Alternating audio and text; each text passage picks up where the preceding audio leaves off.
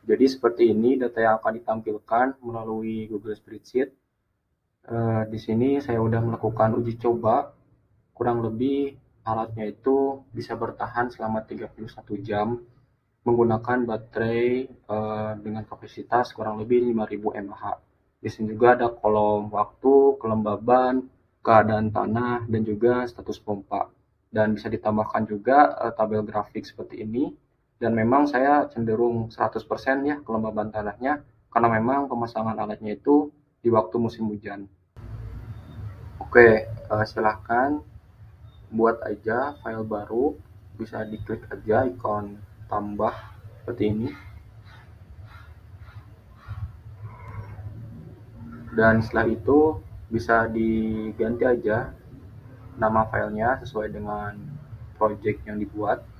Di sini saya beri nama file sistem penyiraman otomatis. Oke, setelah itu bisa ditambahkan aja tabel dengan keterangan waktu, kelembaban tanah, kondisi tanah, dan juga status pompa.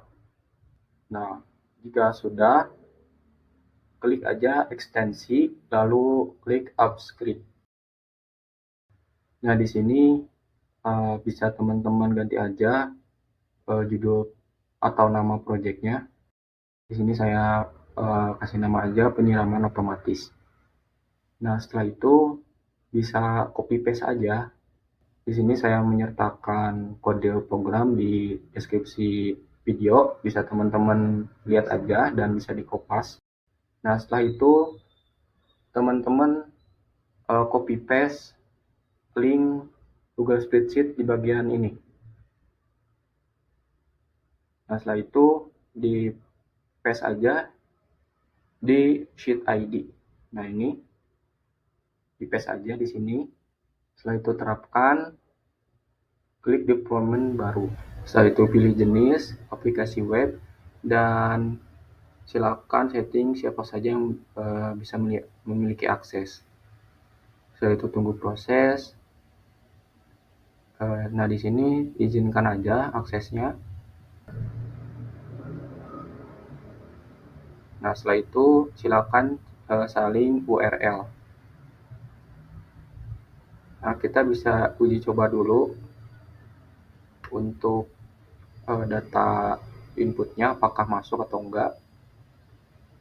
Kita tes di sini misalnya sensor 0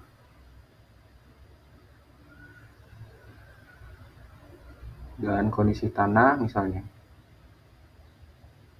kita masukkan aja kering, dan status pompa kita masukkan off. Klik enter. Nah, ini udah masuk untuk waktu, kelembaban, kondisi tanah, dan status pompa. Nah, setelah itu silakan salin lagi sheet ID. Oke, selanjutnya silakan buka Arduino IDE dan pastikan board dan juga portnya udah tersambung. Nah, setelah semuanya tersambung, silakan kopas aja program Arduino-nya. Saya udah sertakan di deskripsi video, bisa teman-teman lihat dan bisa teman-teman pakai juga. Nah, di sini ada bagian-bagian yang harus teman-teman ganti, seperti nama WiFi, password WiFi, dan juga sheet ID yang tadi udah di copy, bisa diganti aja. Nah, untuk WiFi-nya bisa teman-teman sesuaikan. Nah, untuk pinnya sendiri di sini saya memakai 3 pin, ada pin analog, pin digital 5, dan digital 6. Nah, kenapa saya memakai sensor power atau power sensor ya JD5 yang nanti akan saya jelaskan. Nah, di sini juga saya mengatur waktu pompa menyala sekitar 10 detik dan jeda sensor untuk menginput itu sekitar 15 menit. Jika dirasa sudah sesuai, maka bisa langsung diupload aja program ini. Tinggal tunggu aja proses compiling dan program siap dijalankan. Oke, untuk skema pemasangannya, di sini saya memakai node MCU Amica ISP8266 yang dipasok dayanya dari modul powerbank seperti ini. Nah, sebenarnya saya memakai kabel jumper ya, nggak memakai USB Type-C atau ya micro USB seperti ini.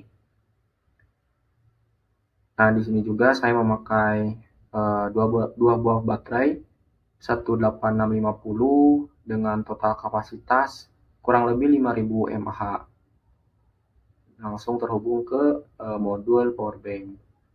Nah, di sini juga saya sebenarnya tidak memakai modul micro USB Type-C, cuman ini sebagai gambarannya seperti ini. Nah, di sini juga saya memakai dioda untuk flyback ya, flyback dari pompa, dan ada 2 buah MOSFET. Dan ini saya memakai capacitive soil measure ya, untuk lebih tahan lama ya, karena memang tidak mudah korosi. Dan di sini pompa air, pompa selam dengan tegangan 3,3 volt dan langsung mengeluarkan air menuju perakaran tanaman seperti itu. Oke, untuk selanjutnya di tahap pemasangan, terlebih dahulu kita siapkan breadboard dengan jumlah pin 400. Lalu kita pasangkan node MCU Amica ISP8266. Saya memilih node MCU Amica karena ukurannya yang lebih ringkas, jadi cukup di breadboard seperti ini.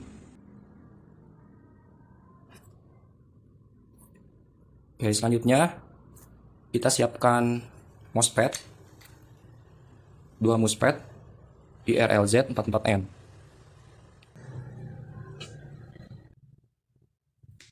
Oke, seperti ini. Lalu kita siapkan juga resistor. Di sini saya menggunakan resistor dengan resistensi 1000 ohm. Kita pasangkan ke kaki yang paling kiri atau gate dan yang paling kanan atau short ya.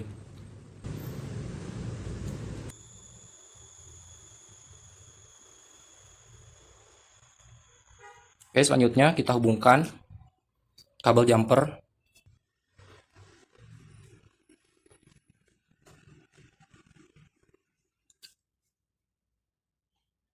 Kita hubungkan ground ke jalur negatif yang ada di breadboard. Lalu kita hubungkan pin D6 ke kaki gate atau kaki yang paling kiri yang ada di MOSFET. MOSFET ini untuk mengendalikan pompa. Kita hubungkan dengan pin D6. Lalu untuk MOSFET satunya lagi kita hubungkan dengan D5 untuk menghidupkan sensor.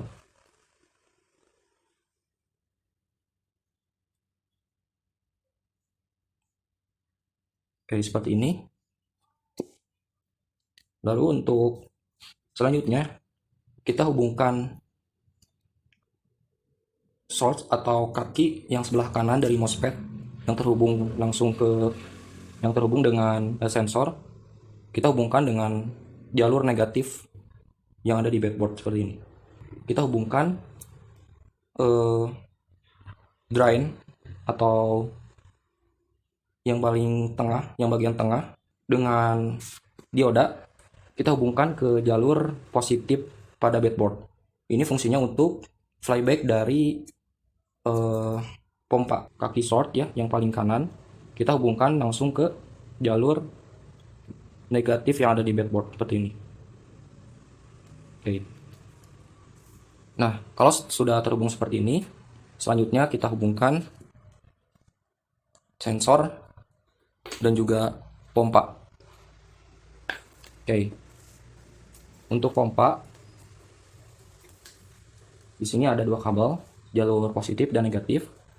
Yang positif kita hubungkan ke jalur positif yang ada di breadboard, dan yang negatif kita hubungkan ke kaki tengah yang ada di MOSFET seperti ini.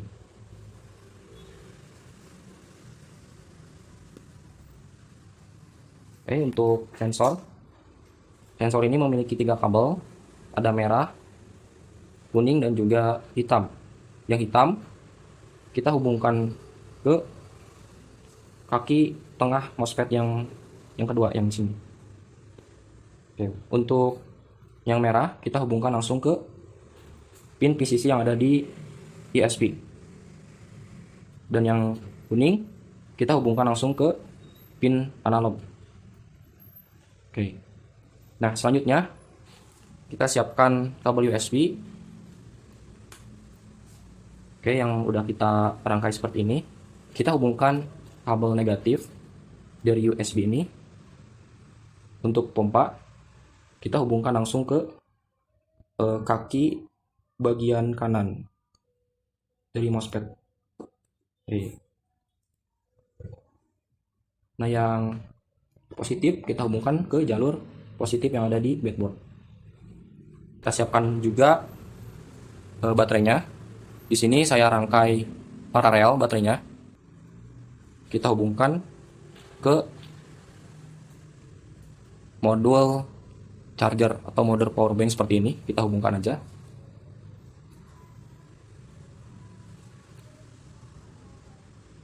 Jangan sampai polaritasnya terbalik, positif ke positif baterai dan negatif ke negatif baterai.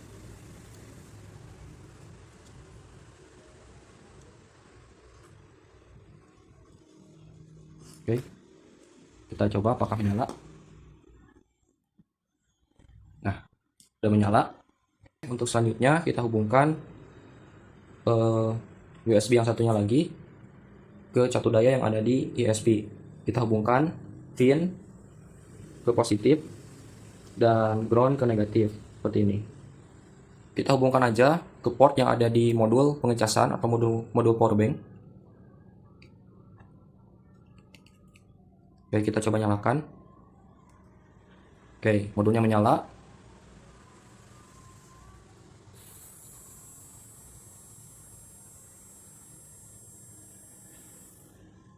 Pompanya berhasil menyala. Untuk rangkaiannya kurang lebih seperti ini. Kenapa saya memakai MOSFET untuk menyalakan dan mematikan sensor itu ya? Kenapa nggak langsung aja ke pin atau ke pin PCC yang ada di ISP? Karena memang ini sebagai penghematan daya, karena ternyata beda antara kita memasang langsung ke pin 3 volt yang ada di ISP dan memakai MOSFET seperti ini. Hasilnya berbeda. Setelah saya coba ternyata baterai lebih hemat sekitar 2-3 jam. Itu lumayan untuk project-project seperti ini ya, yang memerlukan penghematan daya ekstra gitu ya. Setelah teman-teman merangkai seperti ini, selanjutnya kita bisa dimasukkan ke dalam box seperti ini, dan kita tutup, dan kita bisa menyimpan box ini di luar ruangan seperti itu. I